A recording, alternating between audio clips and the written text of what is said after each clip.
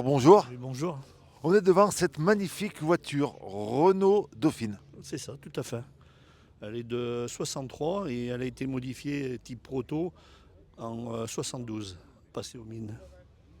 La Dauphine, voiture mythique de chez Renault, moteur arrière comme l'Ondine, comme l'R8, comme l'R10. C'était la génération des moteurs tout à l'arrière. Oui, c'était des moteurs 4 vitesses.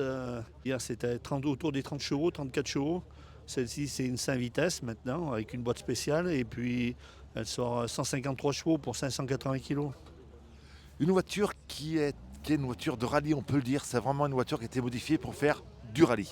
Oui, à une époque, dans les années 70, elle courait dans le 72 avec quelqu'un qui s'appelait Dominique Desséauve et qui était ingénieur chez Renault. Et c'était la même époque que Bachelard, sauf que Bachelard courait dans le 42. Elles ont été montées en même temps, celle-ci et celle de Bachelard.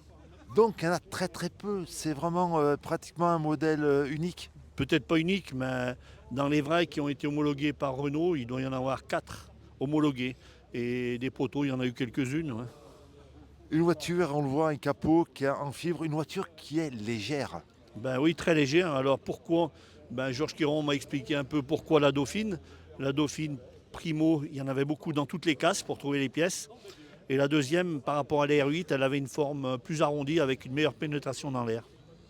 Un moteur, et on le voit sur ces images, marqué Alpine, un moteur de rêve. Oui, ça fait rêver le mot Alpine. Alors le moteur, c'est un Cléon, c'est un moteur de trafic 1400 qui a été réalisé en 1440 avec l'arbre à cam préparé en Angleterre. Et on a mis une culasse d'R5 Alpine parce qu'elle a meilleur rendement qu'une culasse Gordini. Et à l'intérieur, un tableau de bord aussi qui est magnifique. Alors, il était comme ça d'origine ou est-ce que c'est un truc qui a été rajouté après, que vous avez rajouté? Non, c'est un tableau de bord qui avait été monté comme ça à l'époque de Bachelard et Dominique Bruno et Desséauve. Simplement, moi, quand j'ai racheté la voiture, je l'ai refait comme il faut propre, mais il était comme ça. La voiture était comme elle est.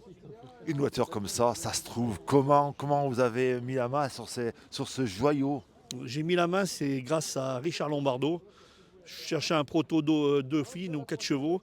Et lui m'a donné les coordonnées de quelqu'un qui l'avait dans un garage depuis des années. Il s'appelait Le Gars. Et on l'appelait le facteur. Et il l'avait jamais roulé avec. Et donc j'ai pu la racheter et je l'ai refait de A à Z. Elle était jaune d'origine. Non, elle était verte, elle courait à une couleur vert et une bande de vert plus foncée comme à l'époque de Kéron.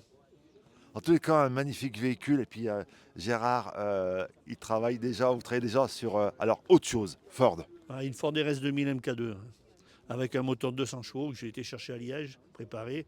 Et puis ça va être une voiture sympa qui sera beaucoup plus joueuse que celle-ci. Parce que celle-ci, elle tient vraiment la route. Simplement, quand elle décroche, c'est très dur à rattraper, alors que la Ford est plus joueuse.